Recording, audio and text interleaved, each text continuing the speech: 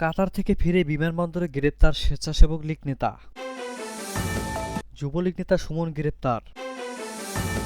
নুরুল পাগলার দরবারে হামলা, কবর থেকে লাশ তুলে আগুন। জাতীয় পার্টির কেন্দ্রীয় কার্যালয়ে ফের ভাঙচুর ও আগুন। হাসিনার মতো আর কাউকে একনায়ক হয়ে উঠতে দেওয়া হবে না বলে মন্তব্য করেছেন সার্জিস আলম। এতক্ষণ শুনছিলেন সংবাদ শিরোনাম। পুরো খবর পেতে ভিডিওটি শেষ পর্যন্ত দেখুন। সর্বশেষ খবর পেতে চ্যানেলটি সাবস্ক্রাইব করুন। এবার বিস্তারিত। চট্টগ্রামের শাহ আমানত আন্তর্জাতিক বিমানবন্দর এলাকা থেকে কাতার ফেরত এক স্বেচ্ছাসেবক লীগ নেতাকে গ্রেপ্তার করেছে পুলিশ। আজ শুক্রবার সকালে বিমানবন্দর থেকে বের হওয়ার পথে তাকে গ্রেপ্তার করা হয়। তার নাম মোহাম্মদ আরজু। তিনি গত বছরের ৫ আগস্টের পর কাতারে পালিয়ে গিয়েছিলেন। পুলিশ জানায়, গোপন তথ্যের ভিত্তিতে আরজু দেশে ফেরার খবর পায় পুলিশ। পরে তাকে বিমানবন্দর থেকে গ্রেপ্তার করা হয়। তার বিরুদ্ধে বৈষম্যবিরোধী ছাত্র আন্দোলনের হামলার ঘটনায় নগরের বিভিন্ন থানায় অন্তত ৭টি মামলা আছে। এছাড়া একাধিক মাদক মামলাও রয়েছেন তার বিরুদ্ধে। মোহাম্মদ আরজু হালিশহর থানার হাসান আলী মাজার এলাকার মোহাম্মদ সেলিম খানের ছেলে। তিনি স্থানীয়ভাবে স্বেচ্ছাসেবক লীগের কোনো পদধারী নেতা কিনা সেটি নিশ্চিত করতে পারেনি পুলিশ।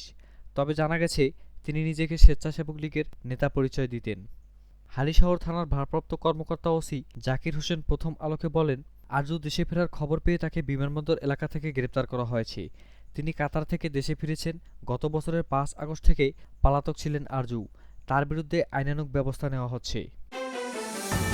বৈষম্যবিরোধী ছাত্র আন্দোলনে হত্যাকাণ্ড ও হামলার ঘটনায় এজাহার নামীয় আসামি পল্টন ১৩ নম্বর ওয়ার্ড যুবলীগের সভাপতি মোহাম্মদ সুমনকে গ্রেপ্তার করেছে সিআইডি।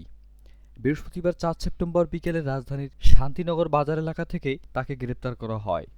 শুক্রবার ৫ সেপ্টেম্বর এই তথ্য নিশ্চিত করেছেন সিআইডির বিশেষ পুলিশ সুপার মিডিয়া জসিমউদ্দিন খান।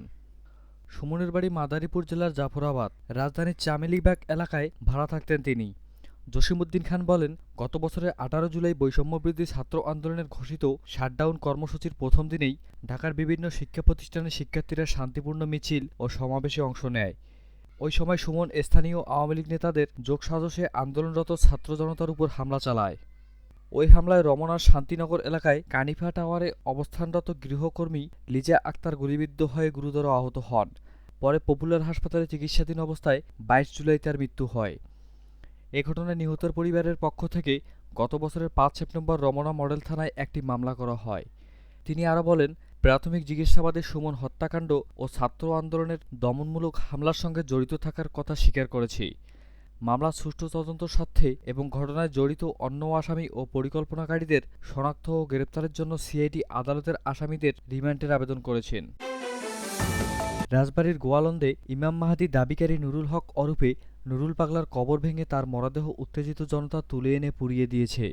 শুক্রবার দুপুরে জুমার নামাজের পর গোয়ালন্দ পৌরসভার ৫ নম্বর ওয়ার্ডের জুরান মোল্লাপাড়া এলাকায় এই ঘটনা ঘটে বলে গোয়ালন্দ উপজেলা নির্বাহী কর্মকর্তা ইউনো নাহিদুর রহমান জানান। প্রত্যক্ষদর্শীরা জানান, একদল তৌহিদি জনতা আগে থেকেই সংগঠিত হয়ে দরবার শরীফ ও তার বাড়িতে হামলা চালায়। শুরু হয় ব্যাপক ভাঙচুর ও অগ্নিসংযোগ। হামলায় অন্তত ৫০ জন আহত হন, যাদের মধ্যে দরবারের ভক্তরাই ছিলেন সংখ্যায় বেশি। এ সময় ইউনোর গাড়ি এবং পুলিশের ২টি গাড়ি ভাঙচুর করা হয়। পরে পরিস্থিতি নিয়ন্ত্রণে আসে সেনাবাহিনী ও র্যাব মোতায়েনের পর। ঘটনার সূত্রপাত নুরুল হকের কবর নিয়ে। সম্প্রতি ঢাকায় একটি হাসপাতালে মৃত্যু হলে তাকে গোয়ালন্দ দরবার শরীফে মাটি থেকে উঁচু স্থানে কাবা শরীফের আদলে একটি কাঠামো বানিয়ে দাফন করা হয়। বিষয়টি নিয়ে কয়েকদিন ধরেই এলাকায় উত্তেজিত চলছিল। স্থানীয় প্রশাসন বিষয়টি শান্তিপূর্ণভাবে সমাধানে উভয় পক্ষকে নিয়ে আলোচনা করে একটি কমিটি গঠন করে এবং পরিবারকে বৃহস্পতিবার পর্যন্ত সময় দেওয়া হয়। কিন্তু শুক্রবারে জুমার নামাজের পর তৌহিদি জনতা শহীদ মঈনুদ্দিন আনসার ক্লাবে জড়ো হয়ে বিক্ষোভ করে এবং এরপর হামলায় অংশ নেয়। প্রথম দফায় হামলার পর দ্বিতীয় দফায় বাড়ি গিয়ে কবর খুঁড়ে মরদেহ উত্তোলন করে তারা। পরে সেটি মহাসড়কের মোড়ে নিয়ে আগুন দিয়ে পুড়িয়ে ফেলে।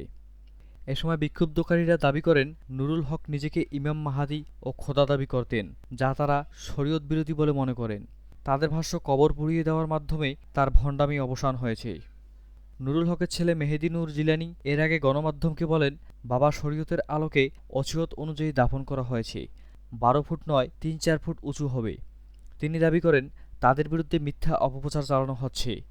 রাজবাড়ীর পুলিশ সুপার কামরুল ইসলাম জানান, জুমার নামাজের পর তৌহিদি জনতার একটি অংশ দেশীয় অস্ত্র নিয়ে পুলিশের উপর হামলা চালায়, গাড়ি ভাঙচুর করে এবং পরবর্তীতে দরবার ও বাড়িতে অগ্নিসংযোগ করে।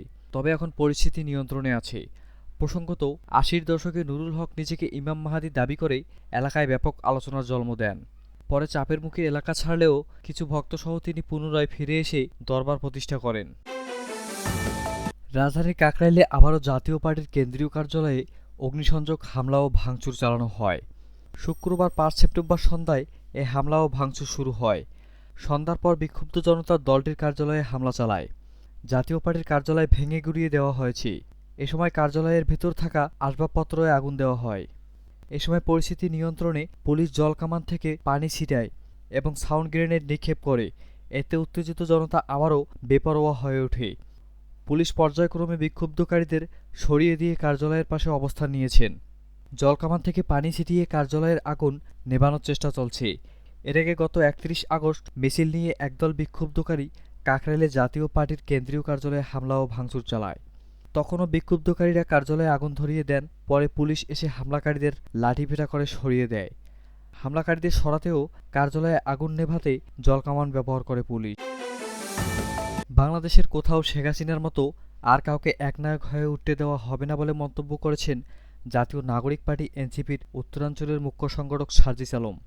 শুক্রবার ৫ সেপ্টেম্বর রাতে পঞ্চগড় সরকারি অডিটোরিয়ামে এনসিপির পঞ্চগড় জেলা শাখার আয়োজিত বিচার সংস্কার ও গণপরিষদ নির্বাচনের মাধ্যমে নতুন সংবিধান শীর্ষক কর্মশালা ও সমন্বয় সভায় প্রধান অতিথির বক্তব্যে তিনি এসব কথা বলেন। সার্জিস আলম বলেন, দেশের রাজনৈতিক সংস্কৃতিতে আজও অনিয়ম, দুর্নীতি, হুমকি ও অপকর্ম চলমান। এসব কারণে সাধারণ মানুষ আবারও রাজনৈতিক দলগুলোর উপর থেকে আস্থা হারাতে শুরু করেছে। যেই হোক চোর, বাটপার, চাঁদাবাজ বা হুমকিদাতা, আমরা তাদের নাম পরিচয় সহ তালিকা প্রকাশ করব। আর বাংলাদেশের কোথাও শেখ হাসিনার মতো আর কাউকে একনায়কতন্ত্র হয়ে উঠতে দেওয়া হবে না। তিনি বলেন, শেখ হাসিনা ও তার ছাত্রলীগ যেটা করতে পারেনি সেটা আজ বিএনপি ছাত্রদল শুরু করেছে। তারা স্কুল পর্যায়ে কমিটি গঠন করেছে। আমরা স্পষ্ট করে বলছি, কোনো স্কুল কলেজে রাজনীতির নামে নোংরা চর্চা ঢুকতে দেওয়া হবে না। শিক্ষা প্রতিষ্ঠানকে কলুষিত করার যে কোনো প্রচেষ্টা আমরা প্রতিরোধ করব। সার্জিস আলম বলেন, আমাদের প্রতিপক্ষ কোনো রাজনৈতিক দল নয়। বিএনপি বা অন্য কোনো দল যদি ভালো কাজ করে আমরা তাদের গলায় মালা পরিয়ে সম্মান জানাবো। তবে কোনো অপকর্ম হলে তা যে কোনো মূল্যে প্রতিরোধ করা হবে। যে অপকর্মে অতিষ্ঠ হয়ে জনগণ গণঅভ্যুত্থান ঘটিয়েছে সেই ধরনের অপচেষ্টা সহ্য করা হবে না। তিনি অভিযোগ করে বলেন, পঞ্চগড়ের বিভিন্ন উপজেলায় ও ইউনিয়নে এনসিপির নতুন কর্মীদের বিএনপির নেতাকর্মীরা হুমকি দিচ্ছেন। দেবীগঞ্জ উপজেলার শালডাঙ্গা ইউনিয়নের বর্তমান চেয়ারম্যান বিএনপি সমর্থিত ফরিদুল ইসলাম সম্প্রতি এনসিপির প্রধান সমন্বয়কারী বাড়িতে গিয়ে তাকে এবং তার বাবাকে প্রকাশ্য হুমকি দিয়েছেন। বাংলাদেশের রাজনীতির স্থিতিশীলতার জন্য এটি ভয়ঙ্কর দৃষ্টান্ত। অনুষ্ঠানে জাতীয় নাগরিক পার্টির যুগ্ম আহ্বায়ক সারোয়ার তুষার সহ পঞ্চগড় জেলা বিএনপির বিভিন্ন পর্যায়ের নেতাকর্মীরা বক্তব্য রাখেন। রাজনৈতিক কর্মশালা ও সমন্বয় সভায় জেলার বিভিন্ন উপজেলা থেকে ৫ শতাধিক নেতাকর্মী অংশ নেন।